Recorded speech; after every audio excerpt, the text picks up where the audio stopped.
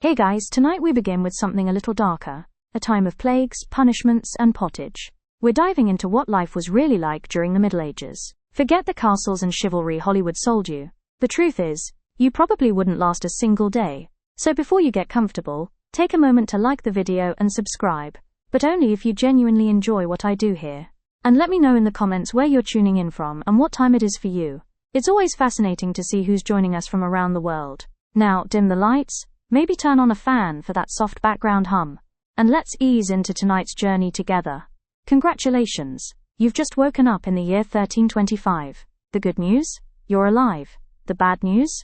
So are the fleas. Your bed is a half-rotted straw mattress stuffed with bugs and hay that smells like a barn floor, because it was a barn floor 3 months ago.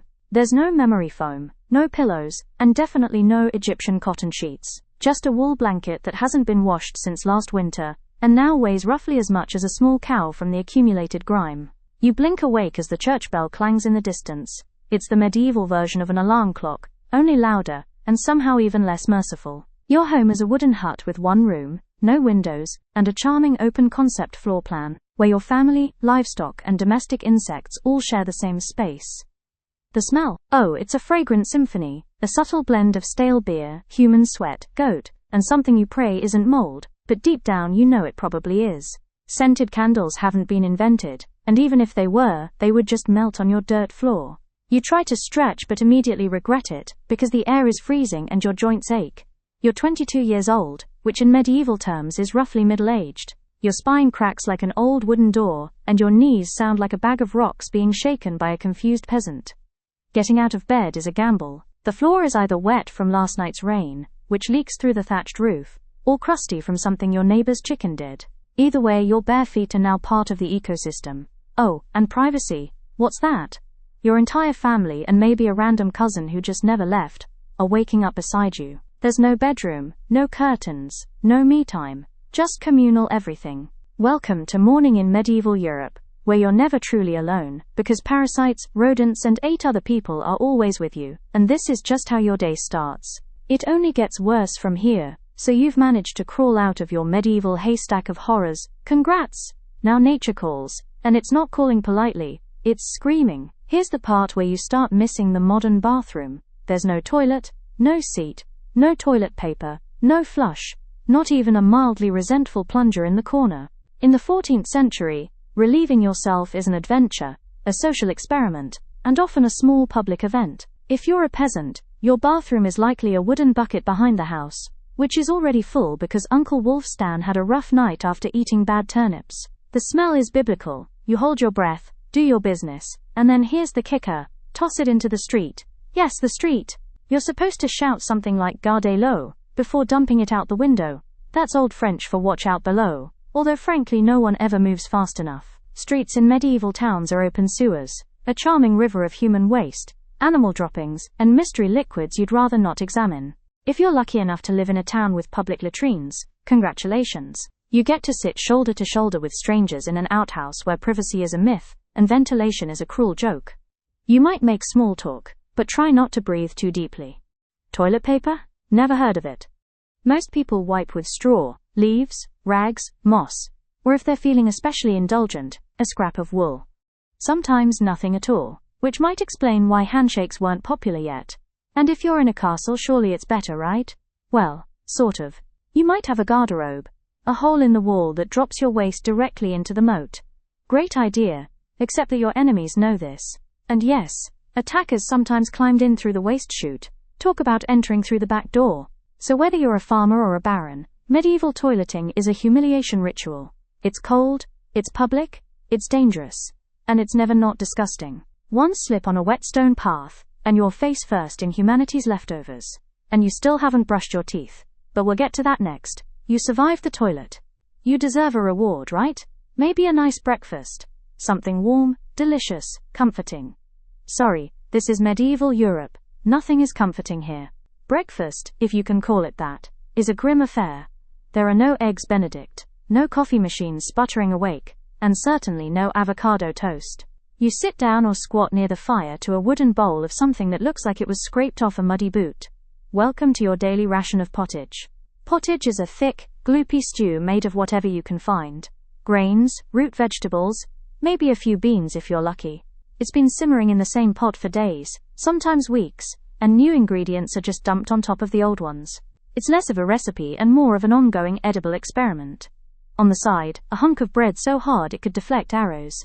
It's made from coarse rye or barley flour, often bulked up with sawdust, ground up acorns, or other creative ingredients, because wheat is a rich man's fantasy. This loaf is not your friend. You don't slice it, you negotiate with it. What about drinks? You're not sipping orange juice or an oat milk latte, you're drinking beer. Yes, beer at 6 a.m. Why? Because the water is teeming with parasites and filth. So you start your day with weak ale, low alcohol, high survivability. Kids drink it too. No one's happy about it, but at least it won't kill you immediately. Want some meat or cheese? Dream on. That's for Sundays and saints' feast days. And only if your lord is feeling generous.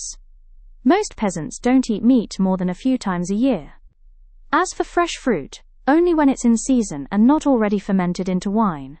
And don't even think about spices unless you're royalty. A pinch of pepper costs more than your monthly wages. Salt is valuable enough to be locked away, so you chew your gritty bread, gulp your medieval beer, and try not to think about the rat that may have nibbled your porridge in the night. Breakfast doesn't energize you, it just happens to you. And now that you're properly underfed, it's time to work like your life depends on it, because it absolutely does. So you've eaten your sad medieval breakfast, and now it's time to get dressed. Not that it'll help. Your wardrobe consists of exactly one outfit. It's a rough wool tunic or linen shift that you've worn every day for months, possibly years. There's no such thing as seasonal fashion. There's just wear this until it disintegrates or gives you a fungal infection. Underwear? Optional. If you're lucky, maybe a linen under tunic.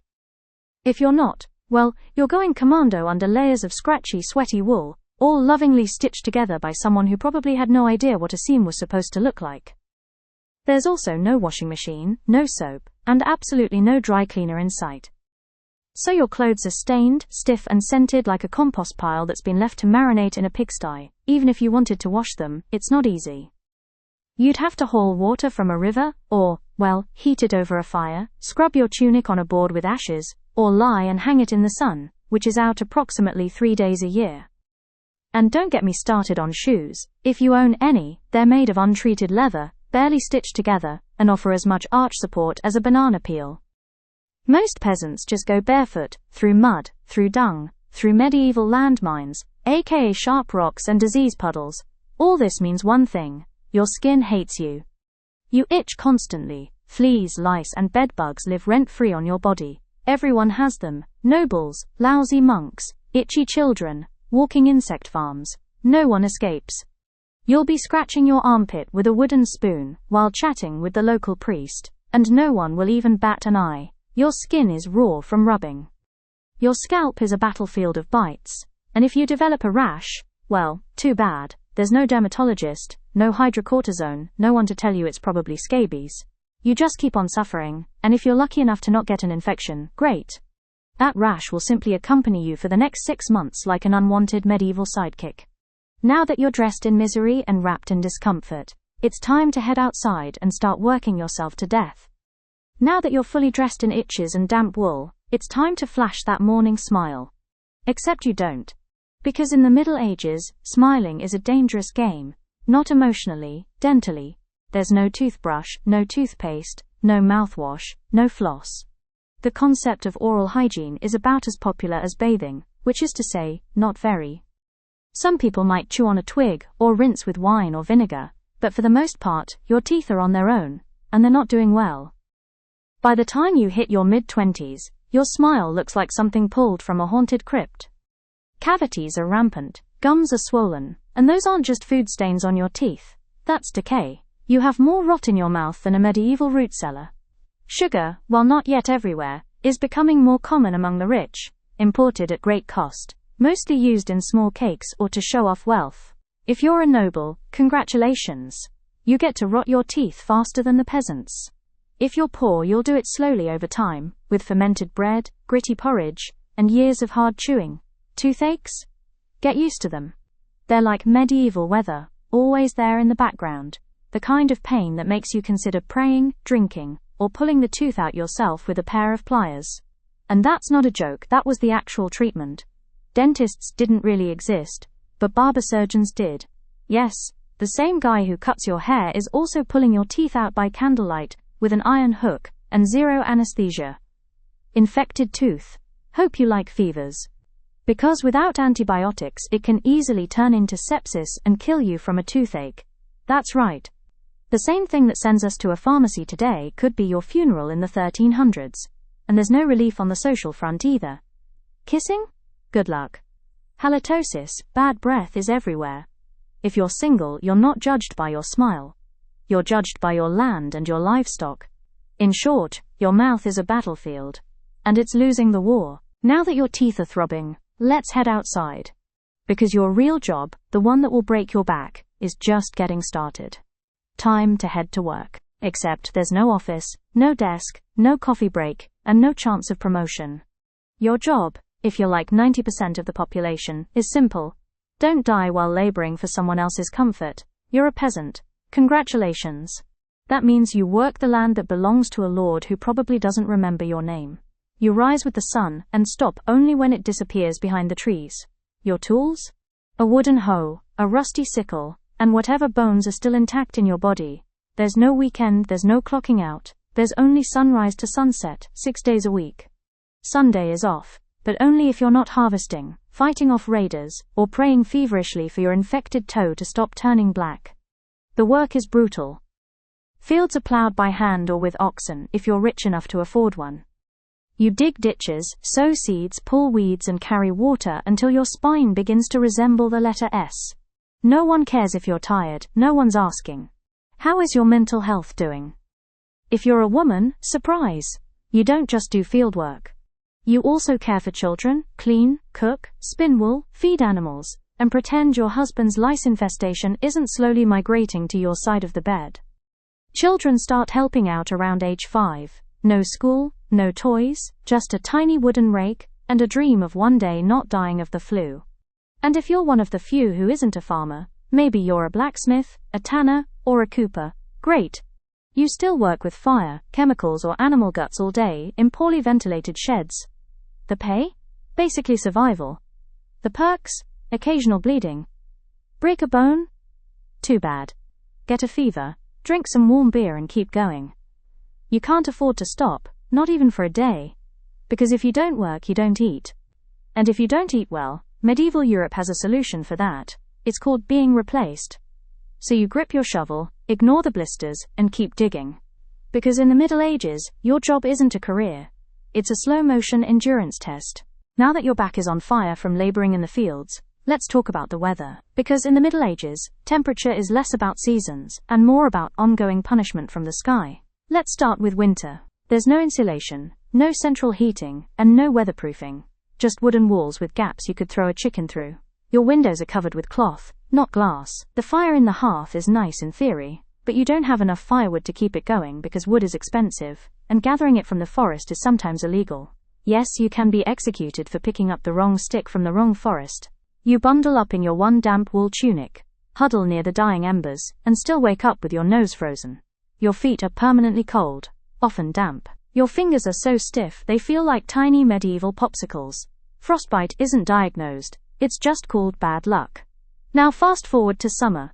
Sounds better, right? Wrong. In summer, your home turns into a clay oven. There's no fan, no cross breeze, and absolutely no deodorant. You sweat through your layers, but you can't remove them because showing too much skin is scandalous, and also invites sunburn, insect bites, and social judgment. The flies are out in full force, attracted to your unwashed body, and the smell of last week's goat stew that's still fermenting in the corner. Mosquitoes buzz by your ear while you sleep, assuming you can sleep through the sound of your neighbors yelling and babies crying. In the fields, the sun bakes you. No sunblock, no hat, unless you fashioned one out of straw like a desperate scarecrow. And the worst part, you still have to work. Heat stroke is just called taking a bad turn. So you're either shivering in your own hovel, wondering if your toes will make it to spring, or you're sweating through your only pair of socks while your thighs chafe into oblivion. And the one thing that never changes, no matter the season, your clothes still itch, your food is still terrible, and your next job is still waiting. Welcome to climate control, medieval style. There is none. Feeling thirsty? Need to freshen up? Want to splash a little water on your face to wake up from this damp fever dream of a life? Too bad. In medieval times, water isn't your friend, it's trying to murder you quietly. Let's start with drinking. The nearby stream looks fresh, bubbling and clear, like something out of a fantasy movie. But spoiler alert, it's not. Upstream, someone just dumped a chamber pot into it. And if not that, then a dead pig is probably decomposing in it.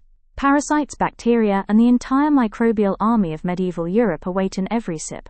That's why people drank beer. Yes, beer, even children. But before you imagine medieval kids doing keg stands, understand that it was small beer, weak in alcohol, strong in survival. Brewing boiled the water so it was safer than whatever flowed through the town ditch. Wine was another option if you were rich enough to afford it, and unconcerned with functioning properly before noon. What about bathing? Surely water was used for cleaning? In theory, yes. In practice, absolutely not. See, back then, people believed bathing actually opened your pores and let the disease in. That's right, washing yourself was considered medically risky. You were cleaner, apparently, if you never removed the protective layer of filth caked onto your skin. Communal bathhouses did exist, but they quickly gained reputations as places for gossip, scandal, and sometimes full-on medieval extracurriculars. So naturally, the church got involved and shut many down. Even if you did want to bathe, it was a full production. You'd need to fetch water from the well, boil it over a fire, fill a wooden tub that leaked, and then pray no one else in the house used it before you, or worse, after. And rainwater collected in open barrels, where birds poop, insects breed, and moss thrives. Sounds refreshing, doesn't it? So whether it's going in your mouth, on your body, or onto your crops, water in the Middle Ages is less of a life source, and more of a gamble. One wrong gulp and you're spending your final days sweating in a straw bed, clutching your stomach and contemplating all your life choices. Next time you sip tap water, raise a glass for our ancestors. They didn't have the luxury of hydration without hazard, so you drank the water. Or maybe you didn't. Maybe you just stubbed your toe on a rock shaped like disappointment. Either way, you're sick, you need help, you need a doctor. Too bad you live in the Middle Ages, where medicine is really just polite torture with a theology degree. Let's start with the diagnosis. Everything wrong with you, whether it's a cough, rash, broken bone, or the creeping plague, is caused by your humors being out of balance. The four humors were blood, phlegm, yellow bile, and black bile. According to medieval science, your health depends on keeping them balanced, like some sort of internal soup. Got a fever? Too much blood. The answer? Bloodletting. That's right. Let's drain your life force into a bowl, using a dull blade or a hungry leech. And yes, barbers were often the ones doing it. Imagine getting a haircut and a hemoglobin extraction in one sitting. 2 for 1, baby. Feeling sad or anxious? That's clearly an excess of black bile. The cure?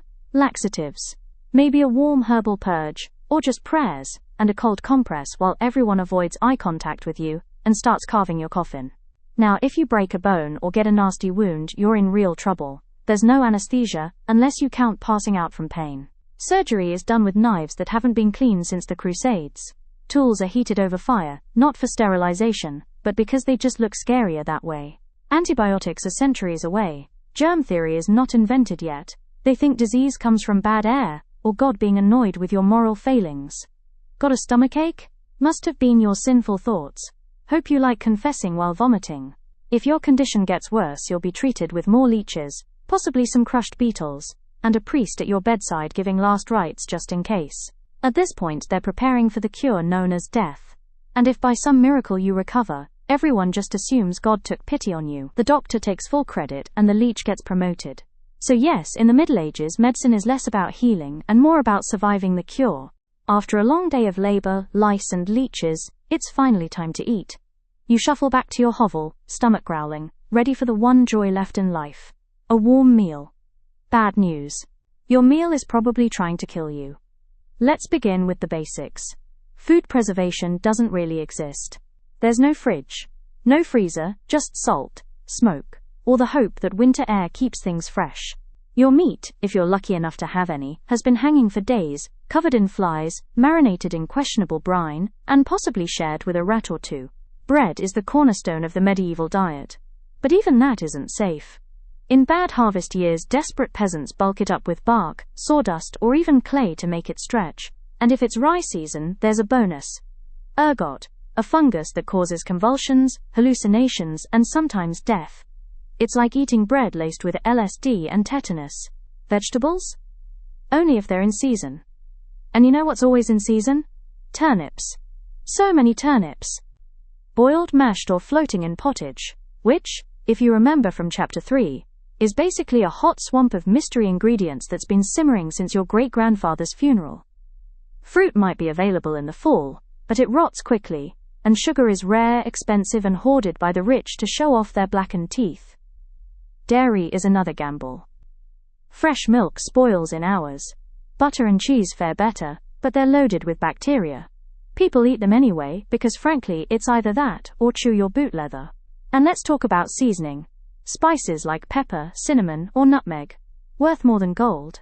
For the average peasant, flavor comes from onions, salt if you're lucky, and pain. Most meals taste like wet burlap sprinkled with sadness. But food isn't just a health hazard. It's a political one. Game animals belong to the Lord, not you. Caught poaching a rabbit? You could be fined, imprisoned, or even executed. That's right, your dinner could get you hanged. So as you sit down to eat your grey stew by flickering firelight, remember every bite is a risk. But you eat anyway, because in the Middle Ages food doesn't nourish, it tests you. It's evening now. You've worked, suffered, and barely digested your suspicious stew. You might think the day is winding down, but don't get too relaxed, because God is watching. So is the priest, and so is your neighbor Agnes, who will absolutely rat you out if you miss Mass. In medieval Europe, religion isn't just part of life. It is life. The church controls your calendar, your laws, your education, if you can read, your birth, marriage, death, and everything in between. Think of it as your spiritual landlord, and you're always behind on rent. Every day is structured around prayer bells. The town church bell rings in the morning, noon, and night. Not because people need reminders, but because missing prayer is a sin. Forget to bow? Sin. Eat meat on a Friday? Sin. Think about your neighbor's wife in that one dream. Double sin. And yes, hell is very real, vividly real. Priests describe it in glorious detail. Rivers of fire, lakes of boiling blood, demons with pitchforks, and eternal wailing.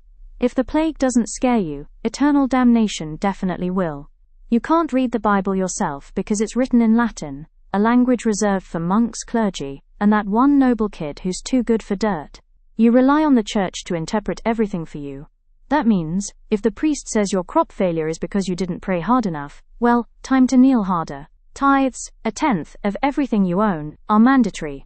If you grow wheat, you give wheat. If you raise chickens, you give eggs. If you have nothing, congratulations. You're spiritually bankrupt and financially doomed. Holidays? They're holy days. Dozens of them.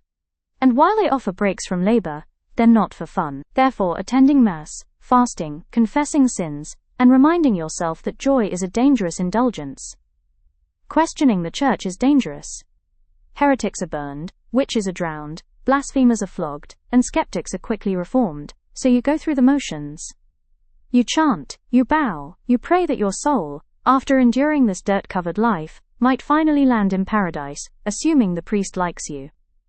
Because in the Middle Ages God may be merciful but the church, not so much. As the day winds down, and you've survived the relentless grind of medieval life, you finally get to rest. Well, at least attempt to rest.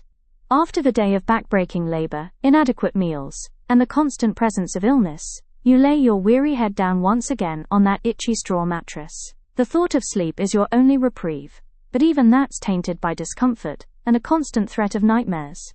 Perhaps of rats nibbling at your exposed flesh, or fever dreams induced by infection. But as you lie there in the dim light, something pulls at you, a deep instinctual desire to survive. This is your world now. This is life in the Middle Ages. But tomorrow? Tomorrow is another battle. It will be filled with more of the same, but maybe you'll survive.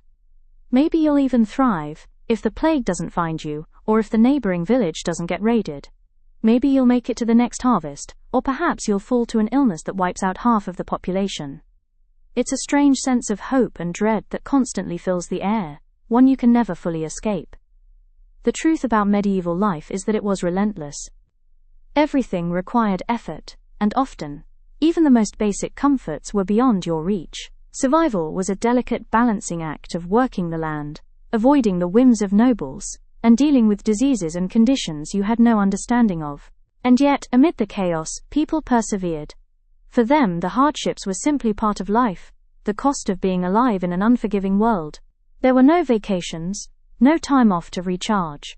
People lived and died in the same harsh cycle, sometimes with barely enough time to realize how much they'd struggled until it was too late. And then, there's the experience of women. As a woman in the Middle Ages, your life is essentially a series of endless domestic chores, childbearing, and societal expectations. You're at the mercy of a world that views you as a vessel for heirs and a servant to men. Whether you are a peasant or royalty, your role is to obey, to bear children, to be the foundation of the family unit. If you are lucky, you might have a moment of joy, perhaps a loving husband or a connection to the land, but this is fleeting. Most of your time is spent in servitude. Whether you're feeding the family, raising children, or handling the housework, your day is rarely your own. It's a life of quiet submission, but also survival. Childbirth, too, is an omnipresent threat. There is no modern medicine to ease the pain of delivery, no understanding of hygiene to prevent infection. A trip to the midwife could end in tragedy, with both mother and child lost due to complications that would be easily treatable today. It's a sobering fact. Many women died in childbirth, their bodies unable to survive the strain. But even in the face of such terror, women had little choice. They were expected to carry on, to endure the endless cycle of work and childbirth without question. Still, there were moments of rebellion. Women were accused of witchcraft, and many were burned at the stake for actions that were perceived as subversive. Women who stood up for themselves or acted against the norm were seen as dangerous, and so their very survival became a political act. Many women would find themselves caught in the web of power struggles, whether in the peasant communities or within royal courts. Women like Eleanor of Aquitaine, for example, played political games and shaped the fate of kingdoms. Still, those women were the exception. For the majority, life was spent in service and silent endurance. But in the face of adversity, the human spirit was resilient. No matter how difficult life became, people carried on. The Middle Ages may have been a time of constant struggle, but it was also a time of great survival.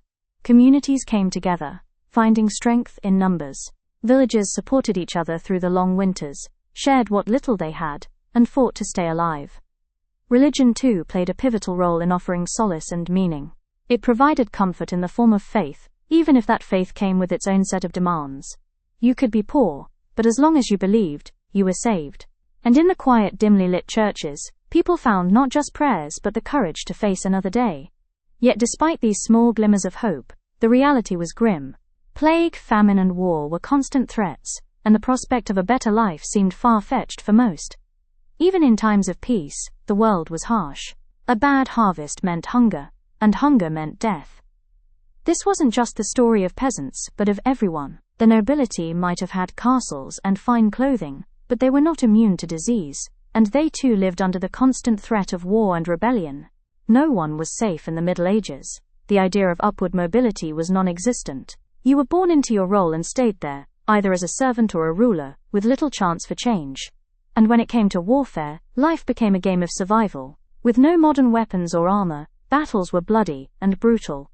The sounds of clashing swords and shields, the cries of men in pain, and the scent of blood were all too familiar. Armies marched across countries, looting, burning, and taking whatever they wanted. War was not a distant event for most. It was a way of life, a constant threat that hovered over the land like a storm cloud. And so the Middle Ages continued, a constant ebb and flow of survival, hardship, and fleeting moments of joy. Yet despite all the darkness, the period eventually came to an end. The fall of feudalism, the rise of cities, and the growth of trade would usher in the Renaissance. It would be a time of change, where the ideas of humanism, individualism, and discovery would reshape the world. But for those living in the Middle Ages, such ideas seemed far away, beyond their reach, buried under centuries of hardship and strife. However, the lessons of this dark time would influence generations to come. The Middle Ages were a time of survival in the most brutal sense of the word. It was a time where people didn't have luxuries like we do today. The struggle for basic needs, the battle against disease, and the never-ending grind of labor were just part of daily life. But in surviving this era, people proved something remarkable. They could endure. They could fight for another day. And in the end, that resilience would help pave the way for the next era of human progress. As you drift deeper into sleep, reflecting on the harsh realities of medieval life, remember this: the Middle Ages were more than just a time of suffering. They were a time of resilience, survival, and the human spirit's unyielding drive to overcome. It's easy to look back on the past with a sense of nostalgia, but when we strip away the glamour and fantasy, we're left with a world that was tough, tougher than most of us could ever imagine. But from that toughness emerged some of the greatest achievements of humanity. The foundations of modern government, law, and society were laid during these centuries of struggle. The creativity that birthed the Gothic cathedrals, and the knowledge that sparked the Renaissance, were nurtured in the shadows of hardship. And so, as you rest tonight, let the story of the Middle Ages be a reminder of how far we've come, and of the strength it took to get here. Sleep well, knowing that despite the darkness of the past, humanity always found a way to rise. Tomorrow, as you face the challenges of your own life, carry with you the legacy of those who endured before you. They fought for survival, but they also fought for something greater: hope, change, and the possibility of a better future.